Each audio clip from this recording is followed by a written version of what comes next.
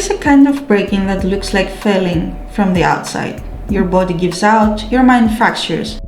Your carefully constructed plans collapse. But sometimes, breaking is the only way to become whole. I'm Maria Gkogkaki and this is Echo Journal. Today I'm telling you about 2023, about the dark night of the soul, about what happens when everything falls apart at exactly the moment you're supposed to be succeeding, and about what you carry forward when the darkness finally leaves. 2023 was supposed to be my year. I was doing my second master's degree, I was conducting my dissertation, I had a clear path, a plan, goals that made sense on paper, and then my body said no. And then my mind said no. Serious health problems, mental health problems, the kind that don't respond to willpower or positive thinking or just pushing through. This is what they call the dark night of the soul. It's not depression, though depression can be part of it. It's not burnout, though burnout can trigger it. It's something deeper, more structural. It's a collapse of everything you thought was holding you up. The dark night of the soul breaks the illusion of control. It forces you to move from self-resilience to humility, from I've got this to I have no idea what I'm doing and I need help. It reveals the professional titles are fleeting, that your degree, your achievements, they are not you. They are things you have done. And when you can't do them anymore, you have to face the terrifying question, who I am without my accomplishments. And if you're lucky, and I use the word carefully, if you're lucky, it transforms faith. It takes faith from an intellectual concept or a casual habit and turns it to a desperate, active reliance on something bigger than yourself. Because when you're in the dark night, you don't have the luxury of theoretical belief. You're either surrender or you shatter. I had a bad outcome on my studies. Let's say it painfully. The dissertation didn't go as planned. The results weren't that I hoped for. The recognition I've been chasing, academic acknowledgement, the possibility of a PhD, a postdoc, an academic career, it didn't materialize the way I envisioned. From the outside, it looked like failure, and for a while I believed that narrative. I carried it like a weight, like a proof that I wasn't good enough, wasn't smart enough, wasn't disciplined enough. But here's what Dark Night told me. The outcome wasn't failure, it was redirection. I became grounded, centered, the best version of myself I've never been. And that only happened because I stopped chasing external validation and started listening to what my body, my mind, and my soul were telling me. You are not a machine, you are a human being, and your worth is not contingent on your productivity.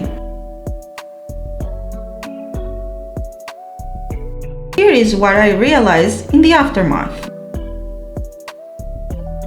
Health, physical and mental, is more important than any goal, more important than the academic acknowledgement, more important than the PhD or any other external marker of success. This sounds obvious when you say it out loud, but it's not how we are taught to live. We are taught to sacrifice our health for our goals, to push through pain, to override exhaustion, to treat our bodies and minds as obstacles to productivity rather than the foundation of our existence. I had to learn it.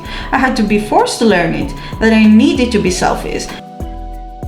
In a way that says my health, my well-being, my happiness, they are not luxuries. They are the prerequisites for everything else.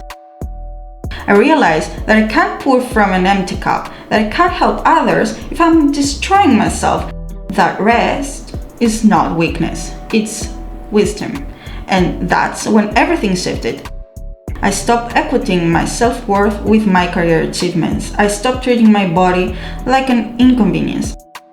I stopped ignoring the signals my body was sending me. I became selfish in the best possible way. I put myself first, not as final destination, but as a foundation. Because if I'm not grounded, if I'm not centered, if I'm not whole, then Everything I built is unsustainable. So what do I carry forward from the dark night of the soul? Not the achievements I lost, not the plans that fell apart. I carry forward the knowledge that I am enough right now as I am. I carry forward the understanding that health is not a means to an end. It's the end. Well-being is not what you achieve after you have succeeded. It's what allows you to define success on your own terms. I carry forward humility, the kind that comes from being broken and rebuilt. The kind that knows control is an illusion and surrender is sometimes the bravest thing you can do. And I carry forward faith, not as an idea, as a practice, as a daily choice to trust that there is something bigger than my plans and that when those plans fall apart, it's not always a tragedy, sometimes it's a gift. 2023 didn't give me what I wanted, it gave me what I needed. It taught me that the best version of myself isn't the most accomplished version, it's the most authentic version, the most grounded version, the version that knows when to push and when to rest, when to strive and when to surrender. The version that understands that being human with all our limitations, our vulnerabilities, our need for help, that's not a flaw, it's the whole point.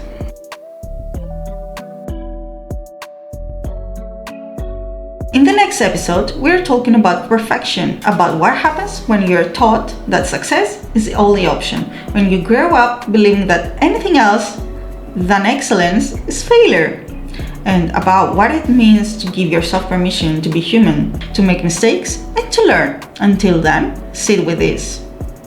What are you sacrificing for success? And what will it mean to choose yourself instead? I'm Maria Gkogkaki. This is the Echo Journal. Thanks for being here.